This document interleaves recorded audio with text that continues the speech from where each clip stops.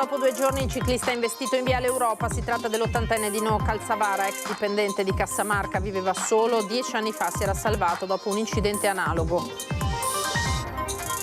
Bus precipitato dal cavalcavia di Mestre, rivelato l'esito delle perizie, rottura del perno sullo sterzo e sul guardrail vetusto e inadeguato. L'autista, il trevigiano Alberto Rizzotto, era sano. Assalto alla villa di Roberto Baggio ad Altavilla Vicentina. Nella sera in cui si giocava Italia-Spagna, una banda di rapinatori si è introdotta nell'abitazione sequestrando la famiglia per 40 minuti. È morta all'età di 70 anni Vera Slepoi, la psicologa e psicoterapeuta. È stata trovata senza vita nella sua abitazione di Padova, stroncata da un malore improvviso. Il degrado del parcheggio a piani a Treviso, le testimonianze delle lavoratrici dell'area che parcheggiano tra rifiuti e giacigli improvvisati e che hanno paura quando da sole tornano all'auto. Esodo estivo e traffico sulle strade delle vacanze. Cave e Polizia Stradale hanno illustrato il piano di gestione dei weekend da bollino rosso, individuate le date a rischio. In arrivo ancora una volta violenti nubifragi, piogge e grandinate, stato di preallarme dichiarato dalla Protezione Civile regionale, interessate le zone montane e pedemontane e le pianure, timori per Adige, Brenta e Altopiave. Buonasera, ben ritrovati, eccoci in diretta, edizione di Treviso dei telegiornali di Antenna 3. Dunque la polizia locale di Treviso ha identificato il ciclista investito mercoledì sera lungo Viale Europa nel quartiere di San Liberale. Dino Calzavara, 80 anni, l'altra sera è rimasto vittima di un destino rimandato, potremmo proprio dire così, 10 anni fa. Veramente un appuntamento col destino. Un vero appuntamento col destino, che la prima volta gli è andato bene e la seconda purtroppo no. È ancora profondamente turbata l'avvocato Antonella Tocchetto, forse la persona più vicina a Dino Calzavara. L'80enne è investito mortalmente mercoledì scorso lungo Viale Europa a San Liberale. Un destino che l'impiegato modello di Cassamarca aveva schivato appena 10 anni prima. Sono sconvolta perché lo conoscevo molto bene, era un amico di famiglia, era molto amico di mia mamma e oggi quando ho visto la foto sui giornali l'avevo anche riconosciuto, ma ero stata depistata dalle notizie che fosse uno straniero. Proprio nel luglio del 2015 lui fu preso sotto, sempre in bicicletta, in Viale Europa, collegamento con Via Cisole, e io seguì il suo sinistro. In quell'occasione per fortuna non si fece niente, ebbe qualche scorazione e poi chiudemmo l'incidente con un risarcimento danni e l'acquisto di una nuova bici. Mercoledì invece il tragico epilogo della sua vita. Investito in sella alla sua bicicletta lungo le strade del quartiere con lo stesso nome della via dove abitava. Una seconda coincidenza che per un giorno intero ha mobilitato la polizia locale nella ricerca di dare un nome a quel corpo esanime che non aveva documenti e come unico indizio aveva solo un mazzo di chiavi. Poi la segnalazione di un cittadino per un conoscente sparito da qualche giorno, il confronto tra il cartellino dell'anagrafe e un'immagine della videosorveglianza nella zona dell'incidente e la conferma che il ciclista senza nome era Dino Calzavara, impiegato dell'allora Cassamarca, scapolo e solitario, come lo ricorda una vicina di casa e forse per questo dimenticato quasi da tutti. Hanno ucciso? Sì. Ma va. Sono scioccata, era persona molto educata e basta, è riservato. Una vita molto triste malgrado tutto. Però insomma legava poco con i vicini. Niente, un saluto ci evitava. Ah, non c'è più, è morto. L'hanno preso sotto. E dove? A Monigo? Sì. Beh, non ho parole. E ora il caso di un pirata della strada che è stato rintracciato e denunciato dai carabinieri. Si tratta di un 21enne di Treviso che a Spresiano 2 settimane fa aveva travolto un ciclista, anche in quel caso scappando via senza soccorrerlo. Lo scorso 2 giugno, intorno all'1:45 del mattino, aveva investito un ciclista a Spresiano, dandosi poi alla fuga. Il malcapitato, un 48enne sbalzato da sella e finito sul cofano della macchina, infine sull'asfalto, era stato soccorso da alcuni frequentatori della discoteca Odissea che si trovavano in quel momento all'ingresso del locale. Trasportato in ospedale, aveva avuto 25 giorni di prognosi. Acquisiti i filmati delle telecamere di videosorveglianza, i carabinieri sono riusciti a risalire all'auto che lo aveva travolto e al suo conducente, un ragazzo di appena 21 anni, residente nel quartiere di San Zeno a Treviso. Le immagini hanno confermato che il giovane, proveniente da via Tiepolo, non si era fermato allo stop di via Giorgione, centrando in pieno il ciclista. È stato denunciato per omissione di soccorso.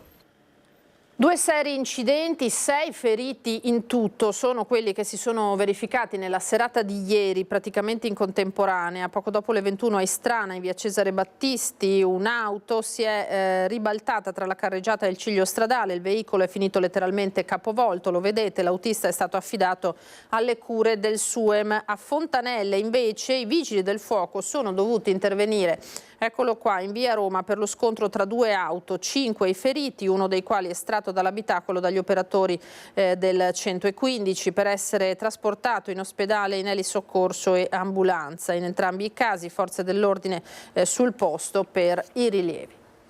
Ora torniamo sulla strage del bus di Mestre. Oggi la Procura ha rivelato, la Procura di Venezia, l'esito delle perizie. È stata accertata la rottura del perno sullo sterzo che ha fatto perdere il controllo del mezzo. Dall'analisi che hanno fatto i tecnici risulta la rottura del giunto e quindi del sistema che appunto apporta il movimento dallo sterzo fino alle ruote. Questa rottura è legata alla rottura di un perno che all'interno del sistema collega il giunto. Sicuramente la rottura del giunto ha una causalità, sembrerebbe allo stato, con la situazione di difficile o di ingovernabilità del mezzo. A qualche mese dal deposito delle perizie e all'indomani del dissequestro del cavalcavia superiore alla presenza del superperito Migliorino, la Procura ha reso noti i primi esiti sull'incidente che ha provocato la strage lo scorso 3 ottobre, quando il bus è precipitato provocando la morte di 22 persone. Si tratterebbe dunque di una rottura meccanica che avrebbe reso il mezzo ingovernabile, provocandone lo sbandamento verso destra. Già alcuni giorni dopo l'incidente, un ex dipendente della linea aveva denunciato ai nostri microfoni come questi mezzi presentassero problemi allo sterzo. Presenta delle anomalie magari sullo sterzo, ovvero nel girare non è come un mezzo a gasolio che quindi ha un'ampia sterzata. Si fa fatica. L'altra consulenza resa nota è quella che riguarda le barriere definite vetuste e inadeguate. Il consulente ha evidenziato che quelle barriere erano malorate. Adesso si tratterà di capire e di vedere se questo è direttamente collegato alla fuoriuscita del mezzo oppure no. Escluso già da tempo un malore dell'autista, Cherchi oggi ha confermato come Alberto Rizzotto non fosse al cellulare. È stato fatto analizzare il cellulare dell'autista e non risulta che l'autista lo abbia aperto nel periodo dalla partenza al momento dell'impatto. Il quadro degli indagati resta lo stesso, i 3 dirigenti comunali e l'amministratore delegato della linea. Abbiamo anche tutte le altre attività che erano state fatte nell'immediatezza e quindi la ricostruzione fattuale della polizia giudiziaria, quindi i controlli sul posto, le tracce di frenata, tutte queste attività. Va tutto messo a sistema poi da un punto di vista giuridico e quindi questa è l'attività che verrà fatta da ora in poi. Una tragedia che difficilmente si dimenticherà, momenti drammatici che in qualche modo sono stati rivissuti da chi in questi mesi ha indagato. Per questo il procuratore ha lanciato un messaggio alla stampa. La telecamera del mezzo ha ripreso i momenti dell'impatto e quindi i momenti in cui in qualche maniera si è capito, perché poi non tutti neanche l'avevano capito perché molti stavano sonnecchiando eccetera, che il mezzo stava cadendo. Quindi è un video terribile che coinvolge anche i minori e di cui abbiamo segnalato la necessità di non pubblicazione. Sono sicuro che la stampa sul punto sarà adeguata a questa richiesta anche qualora dovesse venire in possesso del filmato, che naturalmente è stato depositato come tutto il resto a tutti i difensori e a tutte le parti. L'assalto alla villa di Roberto Baggio ad Altavilla Vicentina proprio la sera in cui si giocava Italia-Spagna. Una banda di rapinatori si è introdotta nell'abitazione del campione sequestrando lui, i familiari per 40 minuti, è stato aggredito, lui ha reagito, è stato colpito. Davvero una serata da incubo, inquirenti al lavoro per intercettare i malviventi. Esce in macchina dopo essere stato ascoltato nella sede del comando provinciale dai carabinieri di Vicenza che conducono le indagini sulla rapina subita dal campione Roberto Baggio. Visibili i segni dell'aggressione mentre rientra a casa ad Altavilla Vicentina, teatro della rapina all'ex calciatore consumata durante la partita Spagna-Italia. Un incubo durato 40 minuti per l'ex campione, vissuti intorno alle 22 quando i malviventi hanno fatto irruzione nella villa, una colluttazione nel tentativo di fermarli e uno di loro lo avrebbe colpito in fronte con il calcio di una pistola. Poi l'ex pallone d'oro e i familiari sono stati chiusi in una stanza tenuti in scacco dai ladri che nel mentre hanno fatto razzia di gioielli e denaro. Quando la banda ha lasciato la casa sono riusciti a chiamare i carabinieri. Per il campione lividi e qualche punto di sutura, per gli altri familiari illesi, tanto spavento. Il Vincodino ha ringraziato per l'affetto ricevuto. Ora rimane da superare la paura, così ha detto Roberto Baggio tramite il suo storico manager Petrone. E tutta la solidarietà arriva da parte del mondo della politica, dello sport, della società civile, da sempre legata al campione. So per vie traverse che la famiglia ovviamente è in una situazione delicata in questo momento e ribadisco hanno tutto il nostro appoggio e tutta la nostra comprensione. Noi sappiamo che le forze dell'ordine sono all'opera e di conseguenza confidiamo in loro, ma ribadisco ancora una volta la sua privacy da parte mia verrà rispettata assolutamente e noi siamo qui per dargli tutto il supporto possibile. Notizia che ha fatto il giro del mondo, un andirivieni di cittadini, tifosi, curiosi davanti alla Villa del Campione presidiata dai carabinieri che stamattina hanno effettuato un nuovo sopralluogo e acquisito le immagini di videosorveglianza. Zona immersa nel verde, nuova a questi episodi, ha ricordato l'ex sindaco e vicino di casa dell'ex calciatore. Non era mai accaduto, quindi come anche vicini di casa sostanzialmente, come abitanti di questa bella collina caratterizzata appunto da villette isolate, villette isolate, non avevamo mai avuto questa grande preoccupazione. Fin qui dunque la rapina a casa Baggio. Adesso ci fermiamo per dare un'ultima ora, andiamo sul sito della diocesi di Treviso che annuncia che Monsignor Gardin, vescovo emerito di Treviso, è tornato alla casa del padre. Oggi pomeriggio è dunque morto padre Agostino Gardin, vescovo dal 7 febbraio 2010 a luglio 2019. Si è spento serenamente, scrive il sito della diocesi, nella casa del clero dove risiedeva dal giugno del 2022. Negli ultimi mesi della sua vita ha vissuto un periodo di progressiva fragilità accompagnato dalle cure dei responsabili del personale della casa del clero, dall'affetto della sua famiglia e dei tanti che hanno conosciuto e apprezzato negli anni del suo ministero, naturalmente il suo lavoro, in particolare a servizio della diocesi di Treviso. I funerali saranno celebrati venerdì 28 giugno alle 10:30 nella cattedrale di Treviso, presieduti dal patriarca di Venezia e presidente della conferenza episcopale triveneta, Monsignor Francesco Moraglia. Ora andiamo alla notizia della scomparsa della psicologa e psicoterapeuta Vera Slepoi, morta improvvisamente all'età di 70 anni, un malore in casa nella notte. La nostra redazione di Padova l'aveva incontrata per un'intervista, forse una delle sue ultimissime, lo scorso 8 giugno.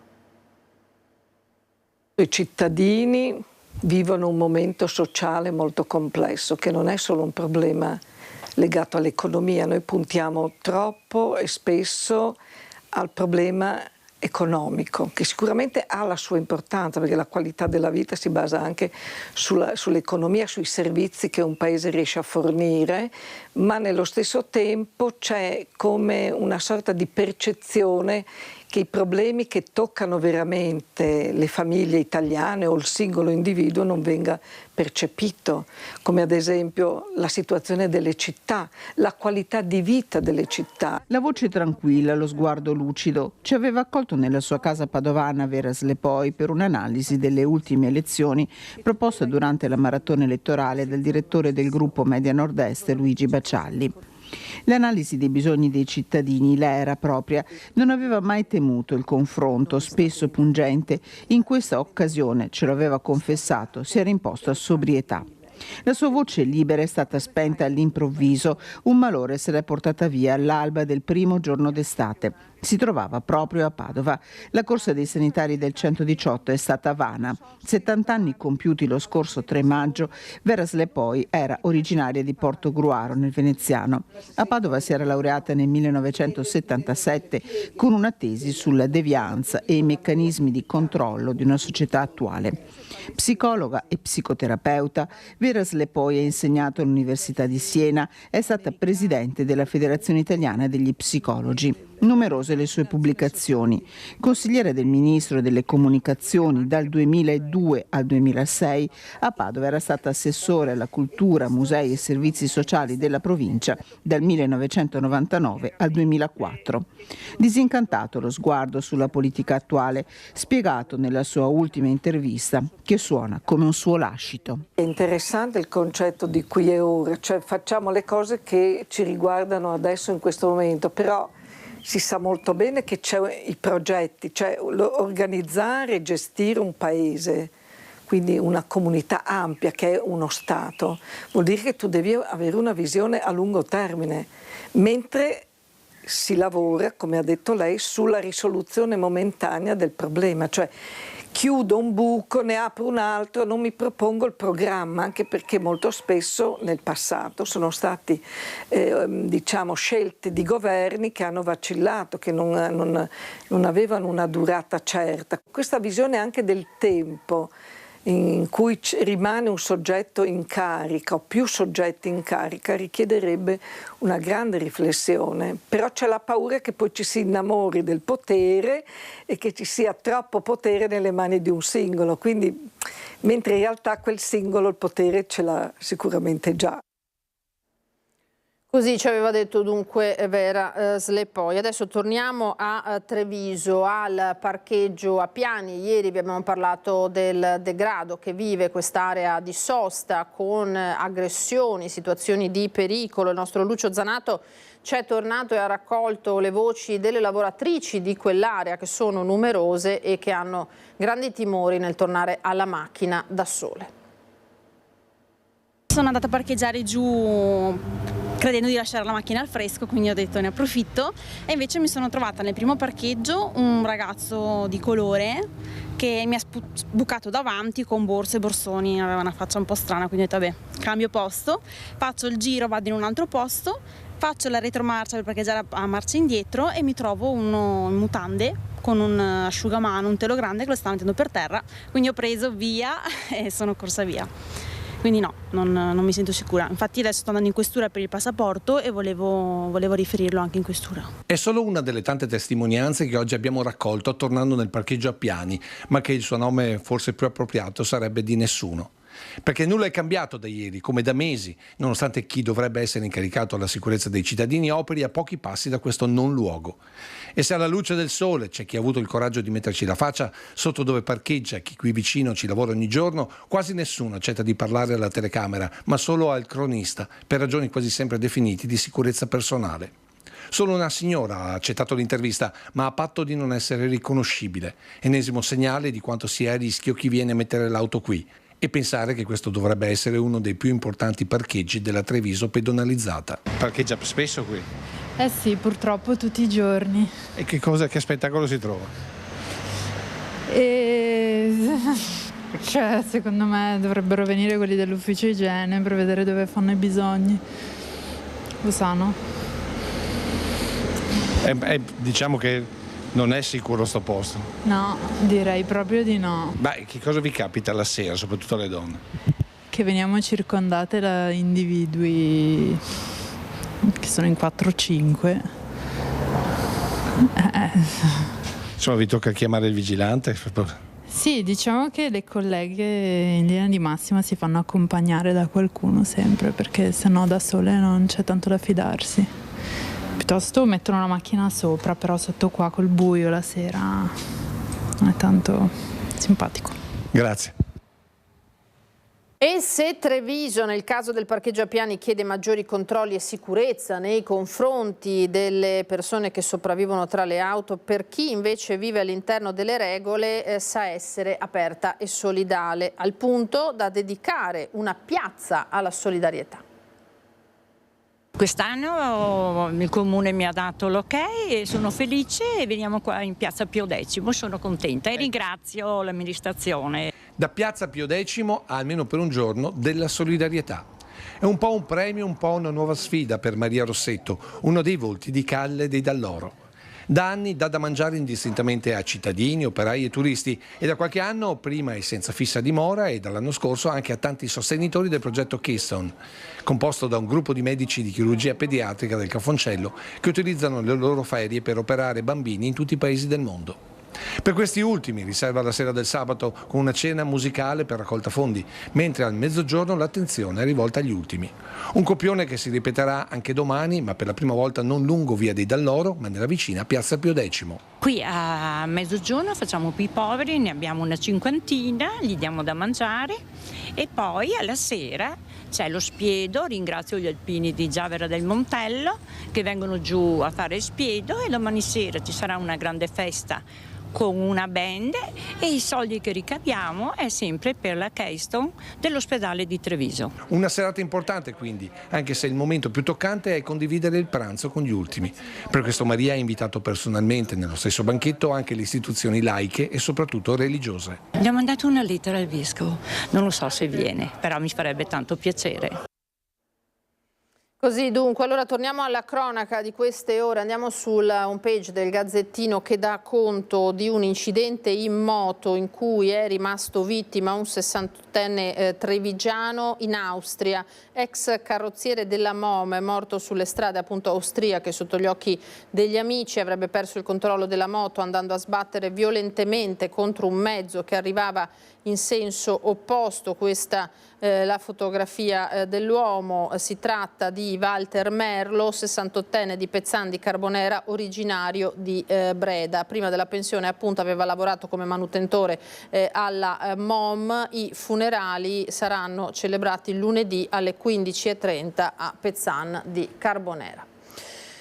Ed è stato il giorno del dolore oggi a Casale sul Sile, invece, per l'ultimo saluto a Filippo Simeonato, morto a soli 18 anni. Siamo tutti fragili e deboli, adesso è l'ora del silenzio, ha detto il parroco. Because a vision softly creeping left its seeds while I was sleeping. Sono le note di The Sound of Silence ad accompagnare Filippo Simeonato nell'ultimo suo viaggio. Silenzio fuori e dentro la chiesa, silenzio come quello invocato dal parroco per una giovane vita che se n'è andata troppo presto. È grande il dolore, siete in ricerca di un senso nuovo della vostra vita, che rimane ricca di tanti bei ricordi di Filippo. Noi vogliamo custodire in silenzio, con rispetto, questo dolore. È una vicenda che ha sconvolto un'intera comunità, quella di Filippo, trovato morto in casa il 12 giugno scorso in circostanze ancora tutte da chiarire. L'autopsia ha riscontrato solo che il decesso è avvenuto per arresto cardiocircolatorio, ma per conoscere le cause ci vorranno almeno 2 mesi. Il sospetto degli inquirenti è che il giovane, che stava attraversando un periodo di fragilità, avesse assunto alcol e farmaci. Tutte ipotesi. Quello che è certo è il dolore di una famiglia intera, di mamma Barbara che lo aveva trovato esanime, di papà Alessandro, della sorella Vanessa. Un viaggio breve, quello di Filippo, che viene raccontato attraverso le sue passioni, la storia e la musica. Suonava sempre con passione la sua chitarra, quelle passioni dei nostri giovani che si aprono al mondo e portano con sé tutta la loro forza e tutte le loro debolezze. Ma di fronte alla vita siamo tutti fragili, deboli. And the vision that was planted in my brain still remains within the sound of silence. Ci fermiamo per qualche istante, a tra pochissimo.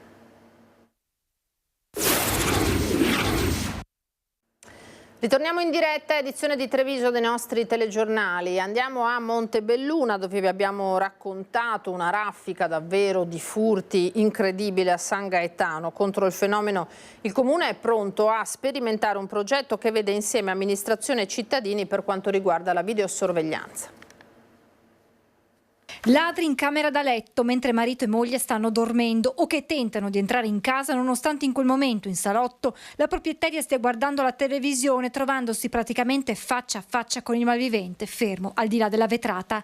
Storia di ordinaria insicurezza, quella vissuta dai residenti della frazione di San Gaetano di Montebelluna, dove in una sola notte si sono registrati una decina di colpi tra tentati e andati a segno. Paura di tenere le finestre aperte, paura di allontanarsi da casa anche solo per un fine settimana. La sensazione di non sentirsi protetti in quello che dovrebbe essere il luogo più sicuro, la propria abitazione.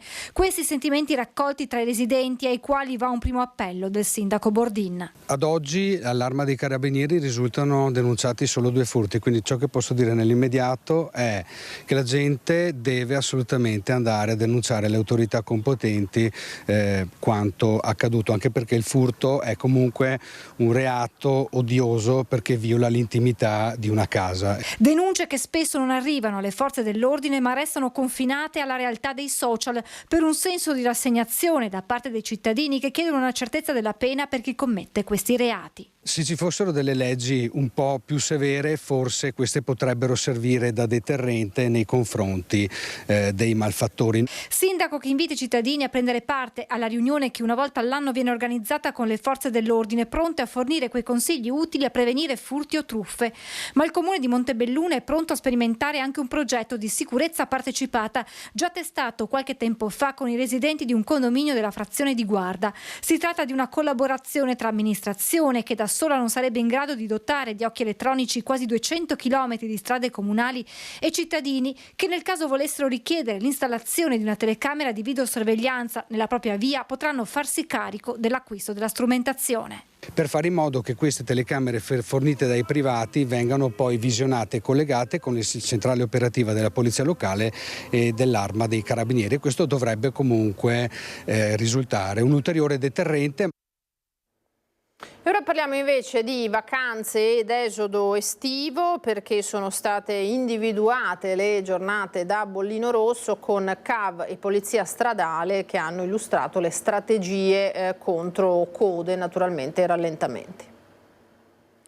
Esodo estivo alle porte con CAV, concessione autostradale venete, che fornisce i dati delle vetture che transiteranno nelle giornate clou, ovvero 5.000 veicoli all'ora per carreggiata lungo il passante di Mestre, la tangenziale e il raccordo. Strade monitorate da sempre anche dagli agenti della Polstrada del Veneto.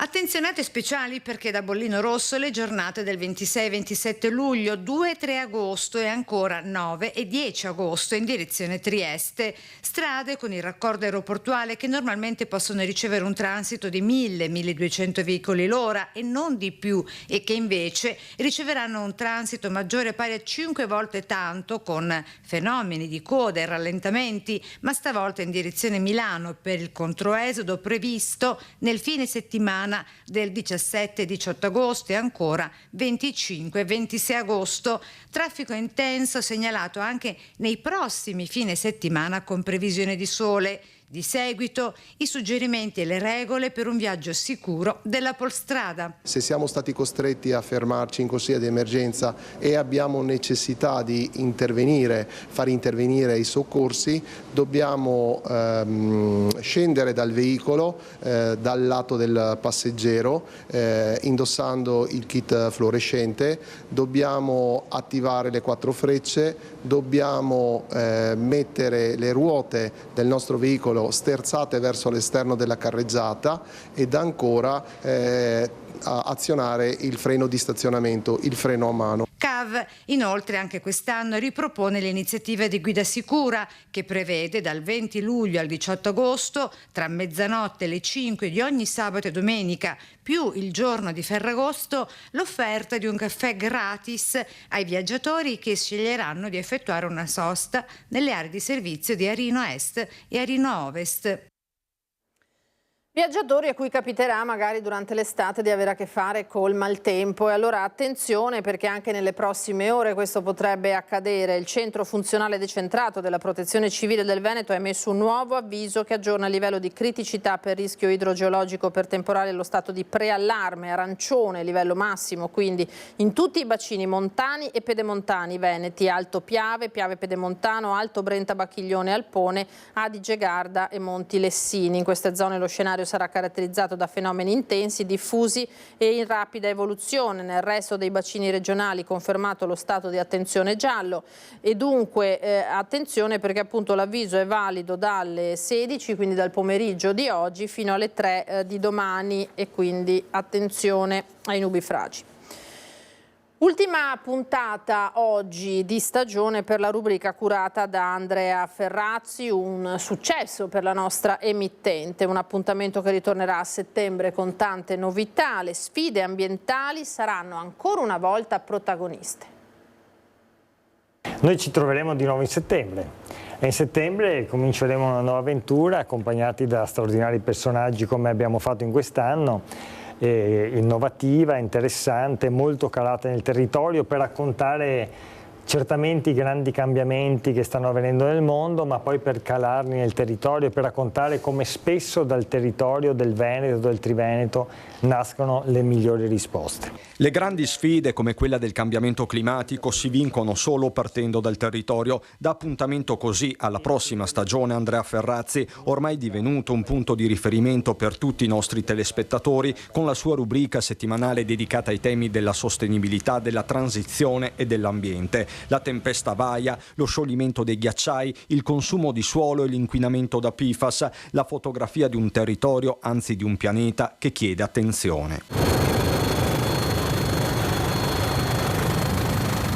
Un quadro allarmante, certo, ma non ineludibile. Strumenti e consapevolezze infatti non mancano. Una pietra miliare, il nuovo articolo 9 della Costituzione, cui lo stesso Ferrazzi da parlamentare aveva contribuito a redigere. Questa modifica della Costituzione tutela l'ambiente, la biodiversità e gli ecosistemi, no? Quindi l'ambiente è come l'habitat dove nasce la vita e bisogna aver cura dell'ambiente, perché in un ambiente malato l'uomo non può essere sano. 45 puntate in un anno per riflettere e agire, dal locale al globale, dalle comunità energetiche alle risoluzioni della COP28, dai costi in bolletta alle migrazioni. Tanti gli ospiti che hanno dialogato con Ferrazzi, gli ex ministri Marco Minniti e Enrico Giovannini, anche il presidente della CEI Zuppi, che attraverso i nostri schermi ha lanciato un messaggio potente. Come vogliamo viverci in questa casa? Credo che ancora abbiamo molto, ma molto da scegliere, da capire, da vincere anche appunto il negazionismo, e da scegliere degli atteggiamenti, degli stili di vita, dei cambiamenti economici che possano permettere a questa casa comune di sopravvivere e di garantire a chi verrà dopo, che abiterà dopo noi la casa comune, di averci una casa e non un deserto. Cambiamo tema, è stata inaugurata a Montebelluna la nuova ala del centro servizi per anziani Umberto I, pronta ad accogliere 52 ospiti non autosufficienti.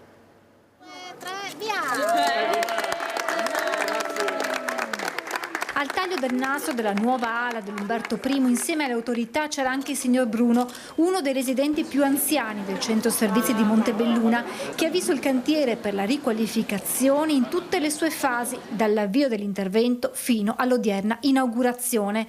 Dopo 41 mesi di progettazione e lavori, la nuova struttura da 2.710 metri quadri è pronta ad accogliere 52 ospiti non autosufficienti nelle sue 27 stanze.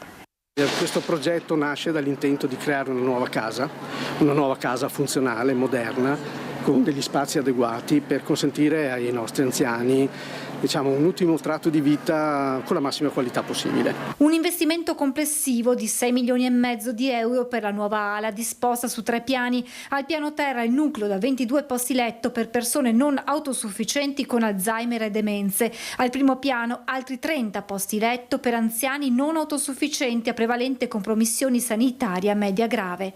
Gli ospiti avranno a disposizione anche un giardino esterno protetto dedicato, con accesso diretto all'interno attraverso passaggi sicuri, privi di ostacoli o barriere architettoniche. È una generale riqualificazione del centro di servizi Umberto I, che ha 112 posti letto, 100 diurno e servizio di co-housing. È un grande evento, è un grande momento per la comunità di Montebelluna e dintorni, perché diamo ai nostri anziani un motivo di crescere, di andare sul nuovo, con ambienti nuovi, tecnologici e performanti. Emozionante il messaggio letto da Maria, una delle ospiti dell'Umberto I.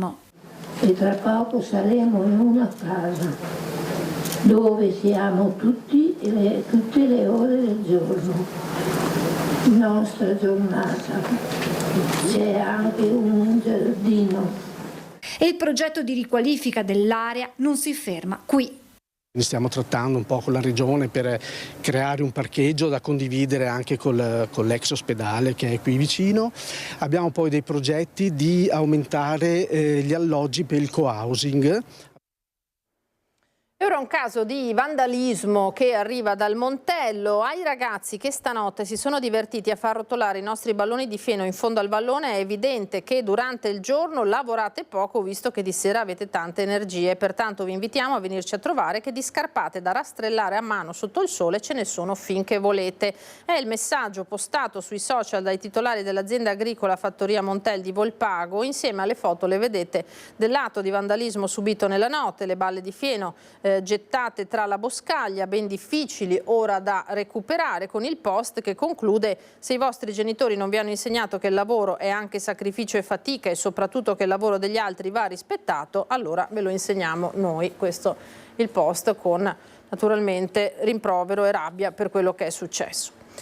A Valdobbiadene adesso una cinquantina di cittadini ha partecipato alla prima passeggiata organizzata dal sindaco Luciano Fregonese per mantenersi in forma, ma anche per condividere problemi e idee. Il giovedì scorso è andata molto bene a Bigolino, grande partecipazione, insomma eravamo quasi 50 persone con il tam tam, col passaparola. Famiglie con passeggini a seguito, giovani e meno giovani, amici a quattro zampe. Una cinquantina di persone ha raccolto l'invito del primo cittadino di Valdobbiadene, rieletto all'ultima tornata elettorale, Luciano Fregonese, che ha lanciato l'idea del ricevimento con il sindaco passeggiando. Un'occasione per mantenersi in forma e contemporaneamente condividere problemi e idee. Nasce dalla forte spinta di amici, della mia compagna, insomma da chi mi vuole bene, che insomma con insistenza ha voluto che mi dessi da fare finalmente per fare attività motoria e per il mio fisico, che in questi 10 anni di amministrazione bellissimi, molto entusiasmanti, però dal punto di vista del fisico ho visto crescere in maniera importante il mio peso. L'obiettivo personale per i prossimi 5 anni di Fregonese, qualche mese fa vittima di body shaming sui social, è quello, oltre a continuare a dedicarsi al proprio comune, anche di ritagliarsi del tempo per l'attività fisica. E così ecco l'idea di organizzare degli incontri con i cittadini camminando. Gli appuntamenti toccheranno tutte le frazioni di Valdobbiadene, tra borghi, colline, lungo il Piave e in montagna. Giovedì prossimo si replica nella frazione di San Vito, partenza sempre alle 19:30. Siete tutti invitati a stare in compagnia, qualche chiacchiera assieme e approfittare per fare segnalazioni, richieste o lamentele al sindaco e anche agli assessori che partecipano a queste passeggiate.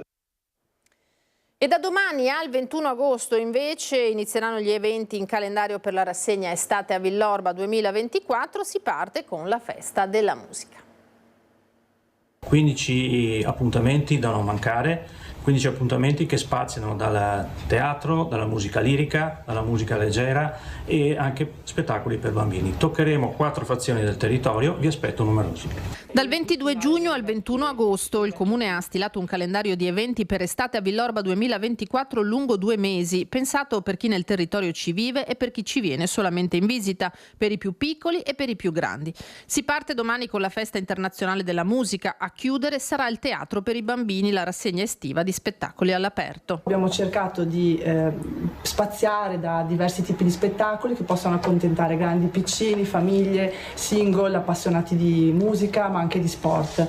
Il Festival dell'Inclusione è una prima assoluta per Villorba, è una giornata dedicata all'inclusione per l'appunto, dove ci saranno mostre fotografiche, ci saranno partite di calcio per disabilità intellettiva e alla mattina ci sarà anche l'opportunità di fare formazione col Comitato Paralimpico Veneto giugno, Special Olympics and Unified Sports for All. Ci saranno grandi sorprese, ci sarà l'istituzione di un primo premio Città lirica di Villorba. Primo appuntamento domani con la Festa Internazionale della Musica dalle 10 alle 21, musica dal vivo in diversi punti della città, Parco di Villa Giovannina e Piazza Aldo Moro a Carità, Auditorium Mario del Monaco a Catena e poi via Marconi sempre a Catena e via Chiesa a Villorba. Andiamo a vedere però anche che tempo farà in questo fine settimana, come sempre col nostro generale Giancarlo Iannicelli.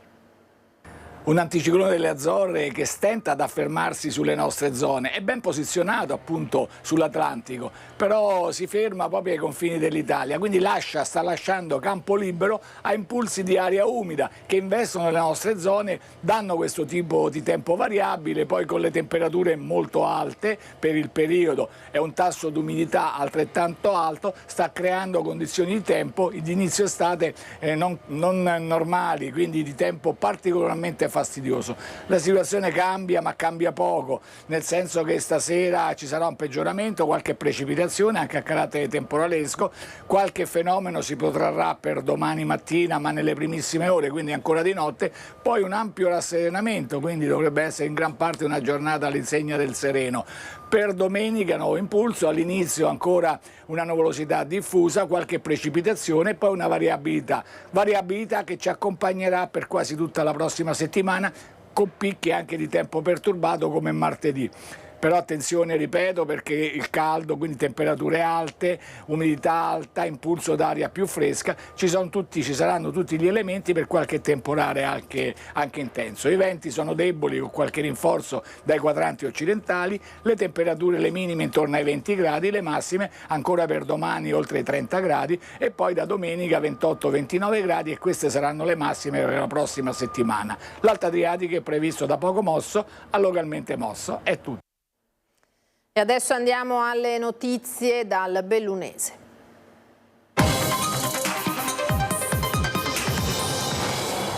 E allora dal Bellunese ripartiamo dalla cronaca con la strage di Santo Stefano, 3,5 milioni ai familiari delle vittime, salta l'udienza preliminare a carico di Angelica Hutter per un difetto di notifica. Ho depositato tutte le quietanze che attestano che la compagnia assicurativa ha risarcito il danno a tutti i prossimi congiunti delle persone offese. Un ammontare complessivo di poco superiore ai 3 milioni di euro. E risulta liquidato con tutte le autorizzazioni del giudice tutelare per il risarcimento ai minori. Ammonta a oltre 3 milioni di euro il risarcimento che l'assicurazione di Angelica Hutter ha riconosciuto ai familiari delle vittime della strage di Santo Stefano di Cadore. A confermarlo, fuori dall'aula in tribunale a Belluno, l'avvocato di parte civile Alberto Berardi. Questo potrebbe avere delle conseguenze sul destino processuale della 33enne tedesca, accusata di omicidio stradale plurimo. Era il 6 luglio dell'anno scorso quando in via Udine l'Audi della donna piombò su Marco e Mattia Antoniello, papà e figlioletto, e su Maria Grazia Zuin, la nonna, non lasciando loro scampo. Il giudice che deciderà delle sorti dell'imputata potrebbe riconoscere la circostanza attenuante dell'articolo 62 numero 6, cioè l'intervenuto risarcimento del danno prima della celebrazione del processo. Circostanze ulteriormente l'avvocato della difesa Giuseppe Triolo. Indubbiamente è un attenuante, quindi fino a 1/3 della diminuzione della pena. Questa è la fotografia di una vicenda che processualmente è però ferma al palo. L'udienza preliminare fissata infatti in tribunale a Belluno è stata subito rinviata per un vizio di procedura, ovvero un difetto di notifica telematica dell'avviso di chiusura indagini. Anche per questo la Hutter non era presente. La 33enne è in una struttura psichiatrica del Veronese e il suo legale resta sulla linea del vizio di mente, su cui sicuramente tornerà nel corso del processo. La mia personale convinzione è che la ragazza non fosse capace di intendere di volere al momento del fatto. Alle Tre Cime di Lavaredo, dove nella serata di ieri un giovane austriaco di soli 20 anni ha perso la vita in un tragico incidente di fronte al padre e alla madre. Per i soccorritori non c'è stato nulla da fare. Tragedia sulle 3 cime di Lavaredo. Erano circa le 17:30 di ieri quando un alpinista tirolese ventenne è precipitato e ha perso la vita mentre assieme ai genitori stava effettuando la discesa in corda doppia lungo la via normale a Cima Grande, in comune di Auronzo di Cadore. Forse il cedimento di un appiglio o una scivolata o un errore tecnico nella discesa. Resta tuttora da chiarire la dinamica dell'incidente. Dalle prime ricostruzioni sembra che il giovane sia caduto per una cinquantina di metri pur rimanendo ancorato a una delle 2 corde di calata. Immediate le chiamate alla centrale del SUEM 118 da parte di alcune persone che si trovavano alla base della parete, allarmati dalle grida di aiuto provenienti da più in alto, e poi l'ultima chiamata che riferiva di una persona volata dalla via normale effettuata dagli stessi genitori. Sul posto l'elicottero del SUEM di Pieve di Cadore che ha fatto sbarcare accanto al padre e alla madre un tecnico dell'eliosoccorso a circa 2600 metri di quota. Una volta raggiunta la posizione del giovane austriaco, al soccorritore non è rimasto che comunicare che il ragazzo non manifestava segni vitali. I genitori, visibilmente sotto shock, sono stati caricati a bordo dell'elicottero e riportati a valle, mentre la salma è stata recuperata e trasportata al rifugio Auronzo, dove è stata poi affidata ai soccorritori della Guardia di Finanza. Fin qui la cronaca. 9 interventi per un valore complessivo di quasi 40 milioni di euro sono invece le cifre dei cantieri negli edifici scolastici in provincia di Belluno finanziati grazie al Piano Nazionale di Ripresa e Resilienza. Tutti in corso e secondo il cronoprogramma. Le parole del consigliere provinciale delegato all'edilizia scolastica Marzio Sovilla, che ha sottolineato come sia tuttavia imprescindibile rafforzare le strutture amministrative per garantire una gestione efficace di questi progetti, appellandosi affinché le province siano dotate di strumenti concreti per assumere personale tecnico specializzato e formare quello già in dotazione. Abbiamo l'occasione di rinnovare non solo le scuole, ma anche la macrostruttura degli enti di area vasta, ha concluso in una nota il consigliere. Era dunque l'ultima notizia per questa edizione. Io vi ringrazio per averci seguito e vi auguro una buona serata. Arrivederci.